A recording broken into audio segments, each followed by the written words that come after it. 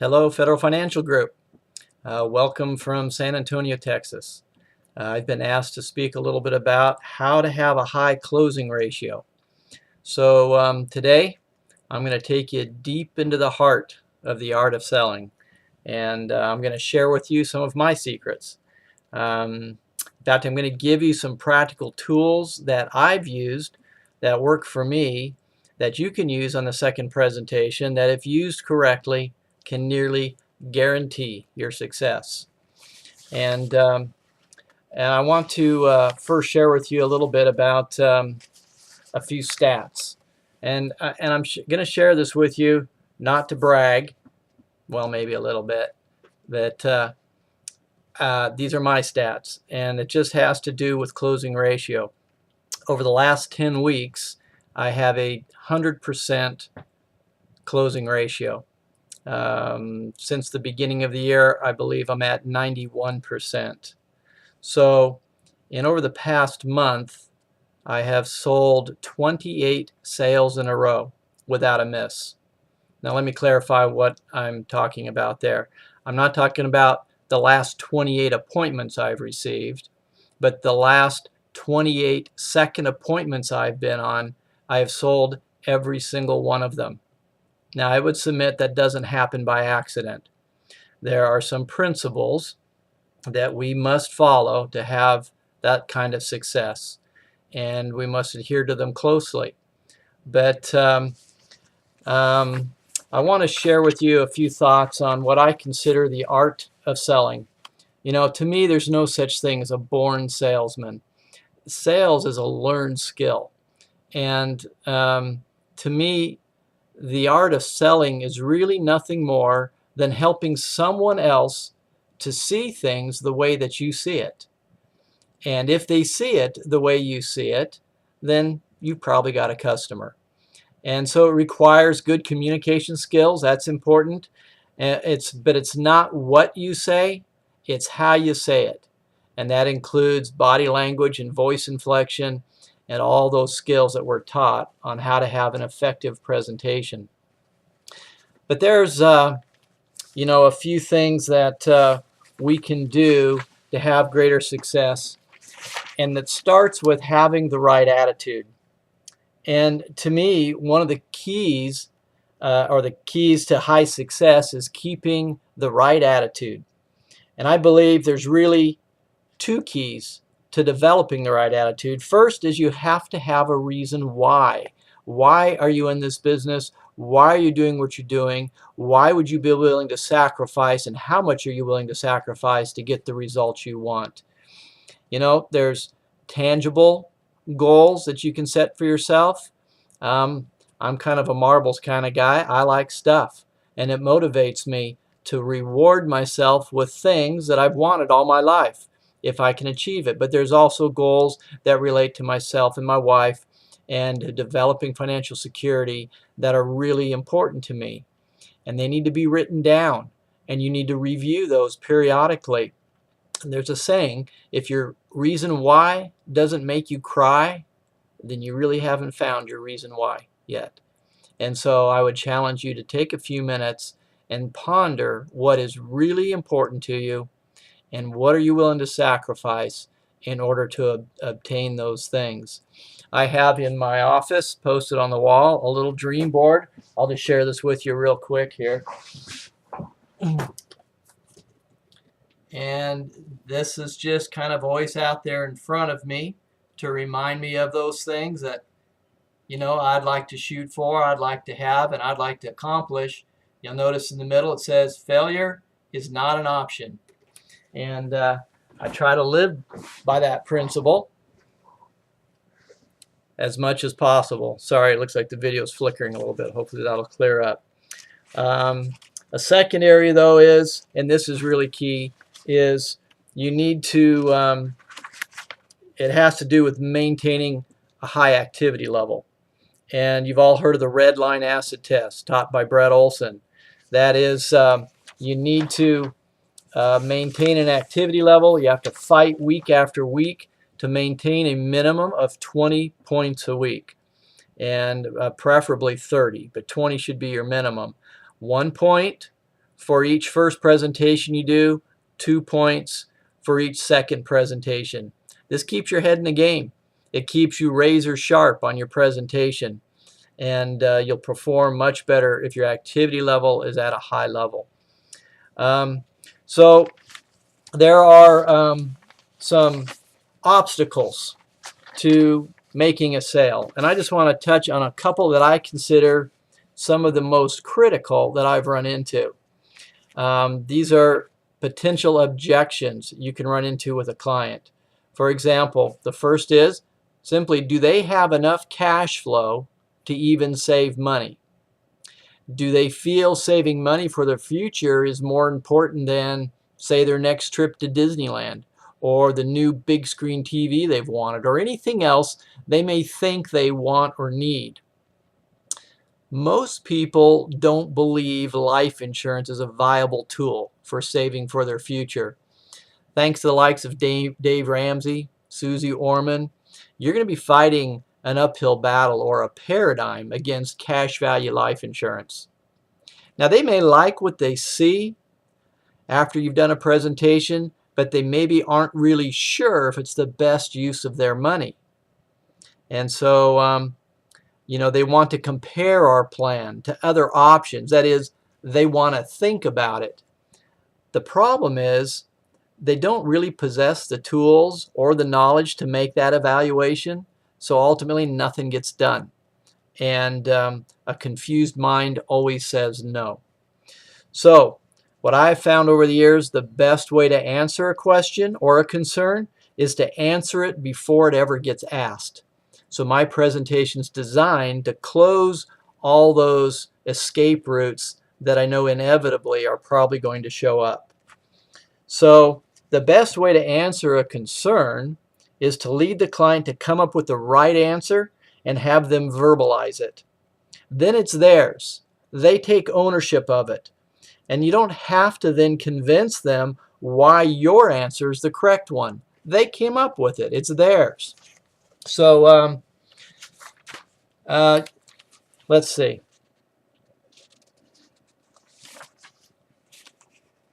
So it doesn't matter how good you do your first presentation. If you do a poor first presentation, you're not going to have a high closing ratio on your seconds. In fact, you'll probably even struggle to get your second appointments to stick.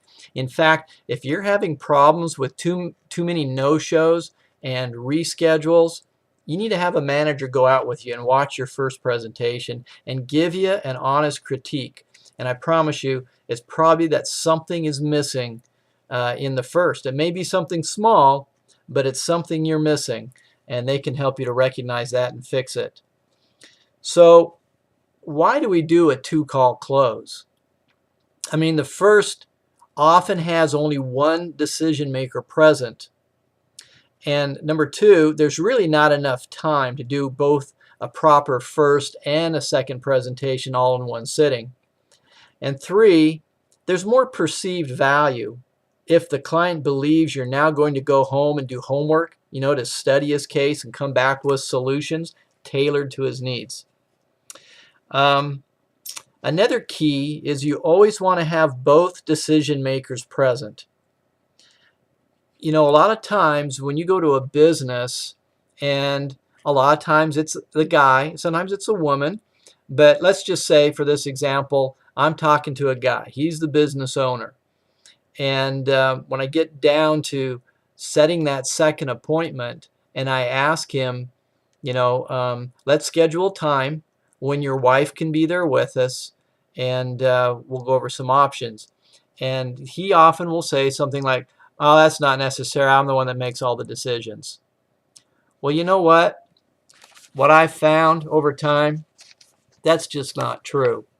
In 85% to 95% of all cases, the wife is going to have some say-so about this.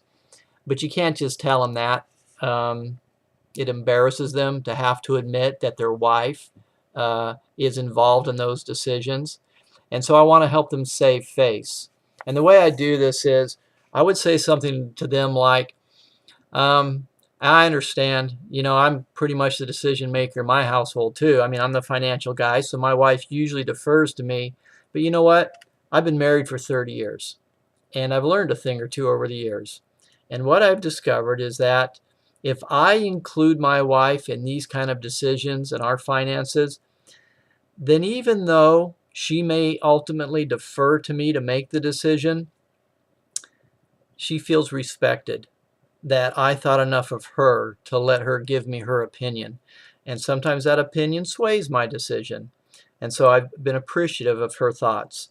But it just makes life go a lot easier in your household, doesn't it? So don't you agree your wife probably should be with us there on the second appointment? And then he goes, yeah, that's probably a good idea. See, I know the wife needs to be there. Because of his ego, he doesn't want to necessarily admit it. So you help him save face by approaching it in that way. Now, after having done all that, if he says, no, no, no, I'm the one that makes all the decisions, then okay, that's fine. Because when we get back together on the second, if at the end of that presentation he tells me, oh, it looks good, but I need to talk to my wife, I'm spanking the guy, right? Because he told me he was a decision maker after I went through all the hoops of explaining why it's so important the wife is there. Anyway, it is critical that both decision makers are there. Another important point is on the second presentation, when the second spouse is present who was not there in the first, is it a one-call close for them? Well, it is, isn't it? For the second spouse, the one that wasn't there on the first appointment, it's a one-call close. But you have greater credibility now because the first spouse already saw your information, they pre-screened everything, and they invited you back to the home. And so you've got instant credibility. It's kind of like now with the second spouse, they're warm market to you as far as you're concerned. And that's why you're able to close the second spouse on a one-call close. All right, so I'm not going to go through my full second presentation. We don't have time for that, but I do want to highlight a few key areas. And then I'm going to go into a little bit of detail and explain the illustration, how I explain to the client, which is actually key, I believe, in my success to achieving a high closing ratio. So again, the first principle in the second presentation is that you must get the second spouse on the same emotional level that you had taken the first spouse to. So I want to take control when I go in, and I situate myself so that both husband and wife are on one side of me. I don't want to be splitting the table between the two, because I want to be able to watch their body language, and if I have to keep doing this, I'm going to be missing body language. And so I want them both on the same side of the table, and I want the wife seated. I'm going to assume here for a minute the wife was not there in the first. I'm going to have her seated closest to me, and I'm going to find out pretty quick who's really the decision maker, whether it's the husband or the wife. But quite often it is the wife, and I'm going to be talking more directly to the decision maker. But the first thing I'm going to do is help the wife get up to speed of where I took the husband on the first presentation. So I'm going to give the second spouse an abbreviated first presentation. I'm going to redo the introduction page, repeating the 100-man story and the Wendy's story. And then I typically go straight into step 6. And I review the 2 financial battles and the rule of 72 and the $100 example of how inflation works. And then the $10,000 example summarizing at 4% and what happens at 12%. And so then I review the 3 strategies, asking the second spouse what she feels the advantages and the disadvantages of each strategy are as I cover them. In other words, what do you consider the advantage or the disadvantages of putting money in the bank in the fixed approach? Or what are the advantages or disadvantages of putting money in the stock market? And then I turn back to the first spouse and I say, so the third area we talked about was the indexed approach. So Mr. Client, what did you see, what did you like or not like about the index strategy? This will tell you a lot. It'll tell you how good a job you did in explaining the index on the first presentation. It also highlights what he liked about it or what he didn't like about it. I actually rarely get anybody saying anything they didn't like about it, but they do highlight what they like about it.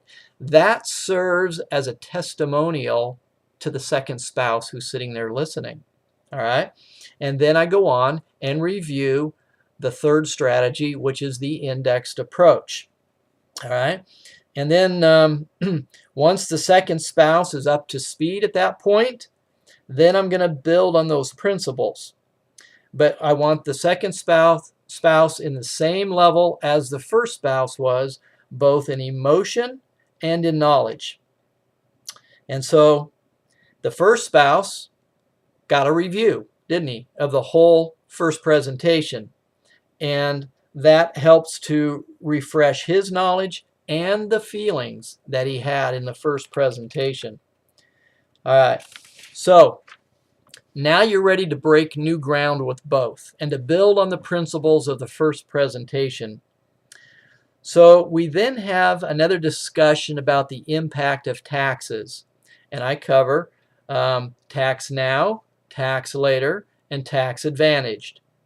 When I'm talking about each category, I talk about the advantages and disadvantages of each. When I get to the tax advantaged, I don't talk about insurance right away. I talk about, for example, bonds, advantages and disadvantages. I talk about the Roth advantages and disadvantages.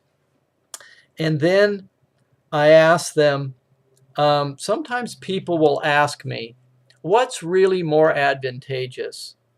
To get your tax benefits in the beginning, like you do with a 401k or an IRA account, or to get your tax advantages in the end, like you do in the tax advantaged category. And so let me give you a simple analogy. Let's say you're a farmer and you own a big field and you want to plant it with corn. So you buy a bag of seed for $100 and you plant your field, you tend to your crop. When all's said and done, you sell your harvest and make a $10,000 profit. Now, Mr. Client, would you rather have paid tax on the $100 bag of seed or on the $10,000 harvest? The bag of seed. Every time it's going to be less money.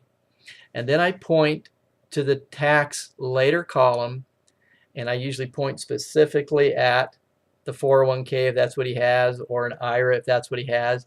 And I say, in this category, you do not pay tax on the seed money. You pay tax on the harvest. In this category, talking about the tax advantage, you do pay tax on the seed, but you don't pay tax on the harvest. So, Mr. Client, if you had to pick one area to put your money, where would you want it? Invariably, they'll pick the tax advantaged.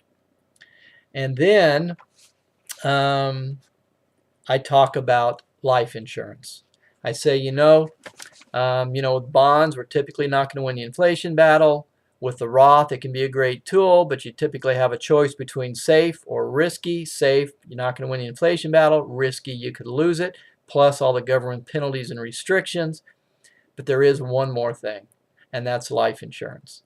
And then I develop, as in the script, the comparison between the different forms of life insurance. All right, so I think the key here is, after you've discussed the various forms of insurance, you want to point out how indexed universal life, you have the ability to earn double-digit gains in the good years, but your money's protected so that you cannot lose it in the bad years. It's protected from loss. And because it's in this tax advantage bracket, you have the ability to get and use your money income tax free, if you do it right, income tax free at retirement. And that becomes a potent combination. So what we have done is prepared, Mr. Client, some illustrations for you to show you exactly how this could work for you based on our last conversation. At that point, I'm going to go back and review the financial needs analysis with the second spouse and make sure that everybody's in agreement on where they stand, how much money they have to have each month, how much money they bring home each month net, what that spread is, what their expenses are, what money they're putting away for their future or not, their insurance. And I want to get back to that final commitment of, based on everything you've got going on in your life right now, if you saw something that you really, really liked, that you felt met your needs in every way, that you clearly understand, and that you feel comfortable with, how much would you be willing to save on a monthly basis for you? And I'm usually directing that question at the second spouse that wasn't there at the first. In other words, I want to see if they're in agreement on where they're at financially. I find most often, if I've done things right, they're very, very close. And I said, well, that's interesting. Your husband said X amount. I go, it sounds like you guys are on the same page. All right, perfect. So what I did is I prepared some illustrations based on, let's say, $300 a month to show you exactly how this could work for you. All right, so let's see. So I then go to the illustration, and this is maybe going to be a little difficult here, but I'm going to try to aim the camera down, show you the illustration. It's probably not going to be in real sharp focus, but you'll be able to see the columns and get the gist of how I explain the second presentation. So let me re-aim here and see if we can do this. And I'm just going to narrate as you're watching the paper. All right, that's going to have to do for us here. All right, so what I'm going to do is explain each of these columns. This first column is simply the number of years you have your plan in effect. The second column is your attained age at the end of each year to your nearest birthday. The third column is your monthly contribution to your plan. Now in this case, $300 a month. Times 12 would be your annual contribution to your plan. All right. Now, remember when we talked about there's a minimum and a maximum level of contribution that you can put into your plan. The minimum levels determined by the insurance company, the maximum levels determined by the IRS rules. So the correct way to use this is you want to have the least amount of insurance for whatever amount of money you're going to put away. So according to the IRS rules, if you're going to be saving $300 a month, you must have $325,000 of life insurance. Okay? Now, this column shows the buildup of the cash in your plan. That is, earning at indexed rates of return. Now, this is a projection of future values. So, I don't have a crystal ball. I don't know what the future is going to bring. But we can look at past history and get an idea. The S&P has averaged over 80 years of history over 10% a year. The insurance company will take their formulas and plug them into historic data over the last 10, 20, and 30 years. And they say a realistic expectation for this plan is probably something a little more conservative than 10%. In fact, in this case, they recommended 8.4%. So that's what I used. So I would write 8.4%. All right? So that would be how it would grow at 8.4%. Now, remember how we talked about no matter where you put money, there's no such thing as a perfect savings plan? Everything's got advantages and disadvantages. Well, one of the disadvantages of using this as for a retirement planning tool is that you cannot get any money out of your plan the first few years. Mr. Client, can you live with that? And invariably they say, yeah, I can live with that. And I say, good. You know, the way I look at it, this is not my Christmas money. This is not, you know, vacation money. This is sacred. This is my retirement. You know, I can't count on any company to take care of me. I can't count on the government. I got to take care of me. You got to do the same thing, right? All right, good. Now, the reason why you can't get any money out the first few years is because of this column, which is called surrender charge. Let me explain the surrender charge. The insurance companies invest their dollars in long-term financial vehicles. If they were to pull out of those vehicles prematurely, they would incur a penalty. So if you were to cancel your plan, then they would pass that penalty on to you. And that gets subtracted from your account value. And what is left is this column here. Now you can't end up owing the money. And so the first few years, the net is zero. After that, though, the value of what you can actually put your hands on and withdraw is increasing. Notice at the same time that the surrender value is decreasing and actually dissipates until it becomes zero at the end of the 15th year. From that point on, there is no surrender charge, and these two columns become the same. All right. Let's say then that you contribute into your plan until typical retirement age. And I just picked, in your case, age 65. So that's arbitrary. You don't have to retire at 65. You could retire sooner. You can retire later. It just depends how much you want to build your retirement bucket up. All right. So at that point in time, we want to stop putting money into our plan. So notice it's zeros from there on down. And we'd like to start taking money out of our plan. But here's the deal. We don't know when we're going to die. I mean, I don't want to run out of money when I'm 80 and live to 90 broke. That'd be miserable, right? Yeah, that's right. So what I did is I had the computer calculate at these interest rates, how much money could you pull out every year for the rest of your life and never run out of money?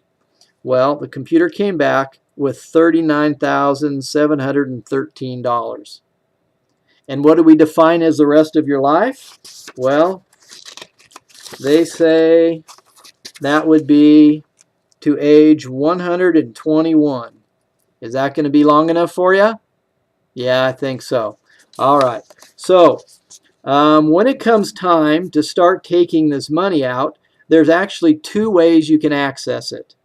You could withdraw your money. Now, if you do it that way, okay, this is what your account value would have grown to by that point. It says $346,000. So if you withdraw this, the IRS is going to say, look, over the years, you put in a total of $108,000. That was your seed money. You already paid taxes on that. So you can pull out all the seed money first, tax-free. After that, anything else you pull out is going to be harvest, and you're going to have to pay tax on it. So, Mr. Client, if you put in $108,000 and you're pulling out now about $40,000 a year, how long would it take to get all the money back you put into your plan? Well, $108,000 in, $40,000 out, it would take about 2.5 years. All right? So at that point in time, you've got back everything you put into your plan. Mr. Client, at that point in time, how much did your insurance cost you? Now, they typically are going to say, well, I guess it was free. And I will say, no, it wasn't free, but I guess it has that net effect because by then you've recovered everything you put into it and you've got banked money to live on potentially for the rest of your life. All right, but here's the deal. I don't want to have to pay tax on the harvest. Not now, not ever. Because this is an insurance plan, we have another option. Rather than withdraw this money and pay tax on the harvest. Instead, we could choose to borrow this money from the insurance company using the cash in our account as collateral for the loan. So, first question, if the loan from the insurance company is collateralized by our cash, is there any risk to the insurance company to loan us that money? Well, no, there's not. All right, so these are loans you don't really have to qualify for. They're simply yours for the asking. Now, in order to be a legitimate loan in the eyes of the IRS, the insurance company must charge us interest. But the question first is, why borrow rather than withdraw this money? You usually will get a blank stare at that point. Consider this. Let's say you wanted to buy a car. You went to your bank and you borrowed $39,000. Would that $39,000 become part of your income for the year that you're going to have to pay income tax on? And they're going, well, no, it's a loan. Exactly. So if this is a loan, you will not have to pay any tax on it. But to be considered a legitimate loan in the eyes of the IRS, we must pay interest on it. Now, Aviva, or this company, has a couple of different ways that they can charge you the interest. The first way is that they essentially guarantee that you'll never have to pay more interest at this point than what you're earning on your collateral. In other words, if they were charging you 5% interest to borrow this money, but your collateral is earning 5%, what was your net cost? Well, net zero. So it'd be essentially a zero-wash loan. Aviva's actually taken this one step further than that, and they have another provision. It's an option that you can exercise at that point. It's called a variable loan provision. Now, you don't need to remember all the details of this, but let me give you the gist of it. At that point, they will charge you interest based on a formula linked to the corporate bond rate. Now, corporate bond rates typically have been running 4 or 5% a year in recent years. Meanwhile, your collateral is going to continue earning market rates of return. So, if they were charging you 5% to borrow the money, but your collateral is earning 8%, what's the net difference? Well, 3%. Exactly. You're actually earning 3% profit on your borrowed money. There's a term for that in the financial world. It's called arbitrage. But it just creates a little extra income stream that helps beef up your retirement and allows you additional tax-free income. So if you're borrowing in this scenario, you're always earning as much or more interest than what you have to pay. Therefore, you don't have to make payments on your loans. But eventually the loans do have to be repaid when you die. So let's just say you live to a ripe old age. Let's take you here to age 95. And you could pick any age along there you want. But I want to use a number where I've got some totals. So by then, over the years, you've pulled out almost $1.2 million. And you have not paid any tax on it. This represents a cumulative loan that you're going to have to repay. And the interest has been accruing, and you have not been paying that either. So that will have to be repaid. Now, the loans and the interest will be repaid from your account value, which by then has grown to $3.8 million. And after they're all repaid, what's left over, notice it says net death benefit. What's left over passes to your heirs as a tax-free life insurance death benefit. At this point in this case, it's $686,000. So, Mr. Client, you never paid any taxes, and your family never paid any taxes. How cool is that? Pretty cool. All right, so let's summarize and see if this all makes sense. So, Mr. Client, let's say you set up this plan, you're putting in $300 a month, and then you die. 1 month after you start your plan, what does your family receive? Well, they'd receive the $325,000. So they're taken care of. Now, sorry to see you go, little tongue in cheek. Sorry to see you go. But from a purely financial standpoint, was that a good trade-off? $300 for $325,000? Heck yeah. Okay. Well, more likely you'll survive to retirement, and then you've got a nice supplement to your retirement that, done right, could be income tax free. And then you live to a ripe old age. By then you've taken out a boatload of money, tax free.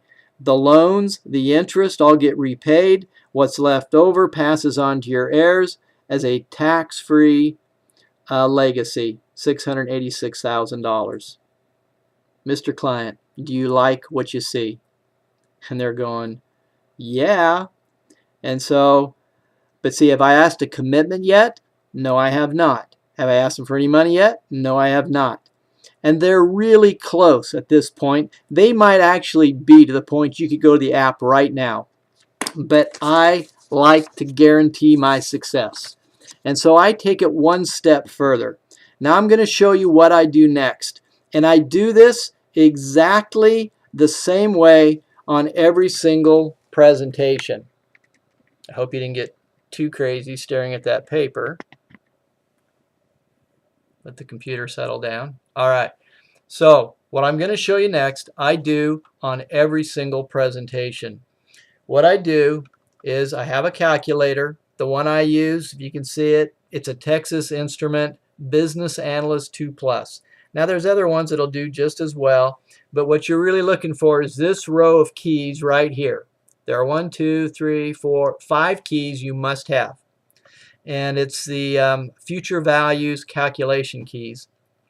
You have N for number of periods, I for interest, per year, PV for present value, PMT for payment, and FV for future value. And then, of course, you have a compute key up here. Those are the only keys I use in my calculator, ever. That's all I use it for. All right? And by the way, I have scripted this exactly how I do it with a calculator, and I'd be happy to make that available if the leaders say it's acceptable and they want to pass it around or post it, you know, in our training manual. That's fine with me. So let me walk you through what I do on every single case, and this just nails it every time. Because one of the biggest things I've run against is people may like what they see, but they really don't know how it's going to compare to everything else out there. And so you always get the, I need to think about it. Problem is, they don't know how to think about it. The only thing that's going to happen, the more time that passes, is the more they're going to forget what you've already shown them. So your odds are at the highest level of success right now. Not 2 days later, not a week later, right now. And so here's what I do. So, Mr. Client, I know it looks good to you, but the question is, how does this really compare to anywhere else I could put my money? The reality is there's lots of places I can put money. There's places I can put money that do not have a cost of insurance tied to it. So really, how does this compare? You know what? There's a real simple way to compare this to everything else out there, and I'm going to show you how to do that right now. So what I'm going to do is use this calculator, and we're going to create on this calculator a hypothetical perfect savings plan. In other words, what is a perfect savings plan? And we're going to compare that to the illustration we just looked at. So what would be perfect? Well, if I had a plan where every dime I could save could earn interest and grow. In other words, no administrative fees, no commissions, no insurance cost. Every dime could earn interest and grow. That would be good, wouldn't it? Number 2, I want my money somewhere where I have zero risk of ever losing anything. Number 3, I don't want to have to pay any taxes, ever. Number 4, I've got to earn a decent rate of return so that I can win the inflation battle. Now, if you had a plan with all those 4 things, would that pretty much be a perfect savings plan? Yeah, it would. All right. So does such a plan exist? And they're going, no. And I go, right. I mean, realistically, anywhere you put money, whoever's handling it, they're getting something for handling that money, right? I mean, why else would they be doing it? So it doesn't exist, but let's just say hypothetically it did. At least it'll make my math easier, all right? So now we're going to compare this to the illustration. Now, we're going to create an apple for apples comparison. In other words, we're going to put in the same amount of money for the same number of years at the same interest rate. The only difference is this will not have any cost taken out of it, where the illustration does. All right? So which one should have more money in it at the end? And they'll scratch their head for a minute, and they think you're trying to pull a fast one on them. But ultimately, they usually say, well, that one should. I say, yes, it should. There's no cost taken out. All right, well, let's put it to the test. So we did, in this example, $300 per month. Oop, better turn it on. $300. Try it one more time. $300. That goes into the payment key. Then we're starting out at 0. That goes into the present value key. Then we used 8.4% on the illustration. We use 8.4% here. And we did it on the illustration to age 65, which was 30 years. So we'll do it for 30 years here, converted to months. That goes into number of periods. And then we're going to compute future value. So if you can see that, it came up to $485,000. All right. On the illustration, at the same point in time, we had, and it's blurry, $365,000. So, Mr. Client, which one's better? They're going to always point to this one, right? I said, you're right. There obviously was a cost to having that insurance, wasn't there? All right, so let's just say we were able to accomplish this.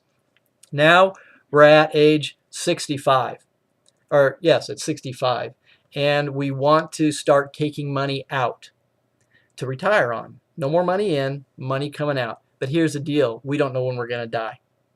So we don't want our money to run out before we do. So the only safe thing to do is to take the interest only each year. Now, on the illustration that we looked at, remember we were able to take out at 8.4% $39,000 a year. And at that level, we never ran out. So let's keep it apples for apples and do the same thing here. In other words, we'll take out 8.4% a year times 0.084. That equals $41,000. So it's a little bit more than the illustration showed. That's to be expected, right? You had a bigger nest egg here. All right, now let's talk some realities. Did we ever pay any taxes on this one? They're going, no. Okay, so at some point we're going to have to pay the piper, right? So do you think, Mr. Client, in 20 or 30 years taxes are going to be lower? They always say no, higher. I said, well, let's just be conservative and say it's just what it is right now. I mean, by then, you're probably going to have your house paid for, your kids are grown and gone, you've lost your major deductions. But let's just say taxes take 1/3. Is that fair? They say, yeah. All right, so subtract 33%. Mr. Client, how much do you get to keep and spend? It's $27,000 on the screen if you can't see it. So now, which one looks better? The illustration was at $39,000. They're going, well, the illustration looks better. I go, this teaches us an important principle, something you're never going to want to forget from this point forward. It's not always about how big your nest egg grows. It's about how much of it are you going to get to keep and spend. And taxes can hurt you. if you're not careful. Now there's another factor here. We assumed this money grew at with no risk. Now, realistically, if you had your money out in the market and you were earning 8.5%, do you think there might be some risk on your money? Yeah. So, but let's just say, hypothetically, you made it to retirement with this perfect plan and you never lost a dime. Now you're in retirement and you're pulling out net $27,000 a year. Then the stock market crashes. It loses another 50%. Now you're down to living on $13,000 a year. What are you going to do? Do you have another 20, 30 years to get it back? No, you're in retirement. I mean, you might not even be able to work at that point. So being able to protect our money from loss is pretty important, isn't it? And then the third thing, with this plan here, we assumed you were saving $300 a month, just like on the illustration. So with this one, if you died 1 month after you started your savings plan, what does your family get? $300, right? Maybe a buck of interest. On the plan, they would have $325,000, so they're taken care of. This is why I like the index strategy. So, Mr. Client, my question is simple. If you like what you see, is $300 a month really realistic for you? I don't want you to overextend here. I don't want you to bite off more than you can chew. You know, and 6 months from now you quit because it's just killing you. I go, that's not good for you and it's not good for me. So is this realistic that you can do this month in, month out from here forward? And they go, oh yeah, I know, we could do $300 a month. Or they might say something like, you know, 300 is pushing it a little bit. I think maybe we should start with 200 a month. And I say, that's great. You know, I don't care where you start. I just want you to develop a habit of saving. You can always kick it up down the road. You know, after you've been doing it for a year or so, you won't even miss that money. And at some point you'll go, you know what? I can kick another $100 a month into that. And so that's an awesome place to start. Oh, I forgot. There is one gotcha here. And hopefully it's not going to hurt you, and there's nothing I can really do about it. But Aviva is the best of the best. I mean, everybody knows it. Everybody's trying to bring them business, and Aviva is in a position to be kind of picky who they take. And because of the insurance here, you got to qualify. And so I got to ask you, do you have any medical issues? Okay, and then what I'm doing right there is I go from taking them from the pinnacle of enticing to a total takeaway. And I'm going to find what other health issues there are, and I'm going to make an issue out of it.